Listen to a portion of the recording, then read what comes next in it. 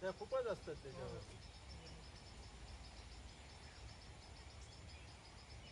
आमच्याकडे सिरियल आहे, सगळ्या न्यूज चॅनलच वगैरे.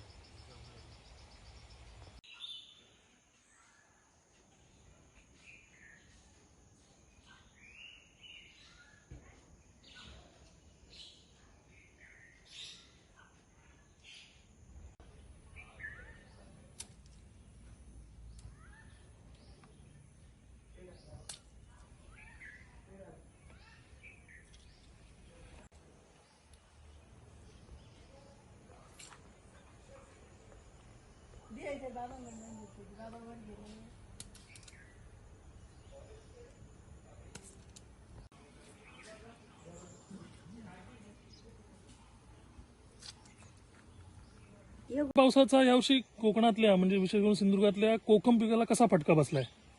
कोकम पिकावरती प्रक्रिया करून त्याच्यापासून कोकम सोल वगैरे तयार करण्याची जी प्रक्रिया आहे त्याच्यासाठी एक साधारण किमान 5-7 दिवस तरी स्वच्छ सूर्यप्रकाश आणि ऊन यांची आवश्यकता असते. आपल्या कोकणात साधारणपणे जूनच्या पहिल्या आठवड्यामध्ये मान्सूनचा पाऊस येणं अपेक्षित असतं, परंतु यावर्षी साधारण 20 मेलाच पाऊस सुरू झाल्यामुळे ह्या कोकमची जी प्रक्रिया आहे ती पूर्णपणे करता आली नाही आहे आणि पाऊस पडल्यामुळे संपूर्ण कोकम जे आहे ते गळून पडलेले आहेत, फळं गळून पडलेली आहेत. तसं बघितलं आंबा आणि काजू ह्यांचा जो पूर्ण सीझन आहे हा जवळजवळ संपलेला होता. त्या पिकांना या पावसाचा तसा काही फटका बसला नाही, परंतु कोकम पीक हे पूर्णपणे वाया गेलेलं आहे. सगळी फळं गळून पडलेली आहेत आणि किमान आवश्यक सूर्यप्रकाश न मिळाल्यामुळे त्याच्यावर प्रक्रिया करता येणं आता जवळजवळ अशक्य झालेलं आहे.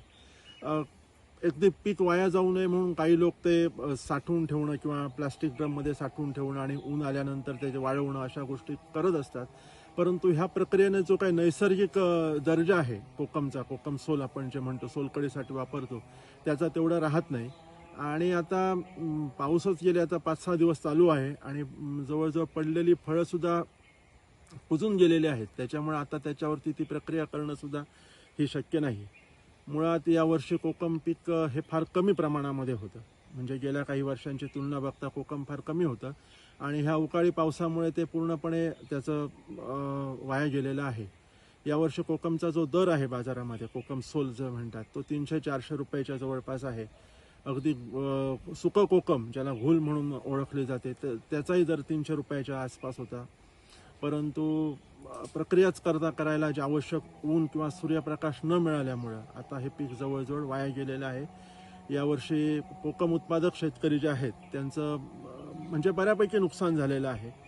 एकतर मुळात पीक कमी होतं आणि सूर्यप्रकाशाच्या अभावी म्हणजे पाऊस लवकर आल्यामुळे ते पीक पूर्णपणे आज वाया गेलेलं आहे. ही वर्षाचा अनुभव बघता पाऊस जर लवकर आला किंवा एक मुदतीपेक्षा लवकर आला तर प्रक्रिया पूर्णपणे करता येत नाही आणि कोकम पिकाचं जे नुकसान होतं ते टाळण्यासाठी जर हे मुदतीपूर्व पावसामुळे जर कोकम भिजलं किंवा पावसामुळे प्रक्रिया करता न आली तर त्याच्यासाठी जी वाळवणी यंत्र असतात, उदाहरणार्थ विजेवर चालणारी किंवा अशा प्रकारची वाळवणी यंत्र जर करता आली किंवा त्या दृष्टीने जर संशोधन झालं तर भविष्यामध्ये असा अवकाळी पाऊस आल्यानंतरही सुद्धा यांची प्रक्रिया करणं सोपं होईल. त्या दृष्टीनं आता यांत्रिक पद्धतीनं थोडेसे वाळवणी यंत्र म्हणा किंवा वाळवण्याच्या संदर्भातल्या काही नव्या पद्धती ज्या आहेत, शेतकरी प्रयत्न करतायत आपापल्या परीनं काहीतरी करता येण्यासारखा, परंतु विजेवर चालणारी म्हणा पाऊस असल्यानंतर वीज सुद्धा गायब असते, परंतु तशा प्रकारची जर यंत्रसामग्री उपलब्ध झाली आणि त्याच्यावरती जर वाळवणी करता आली तर भविष्यामध्ये हे नुकसान टाळता येईल किंवा त्याच्यावर योग्य प्रक्रिया करता येईल असं एक मला वाटतं त्यामध्ये.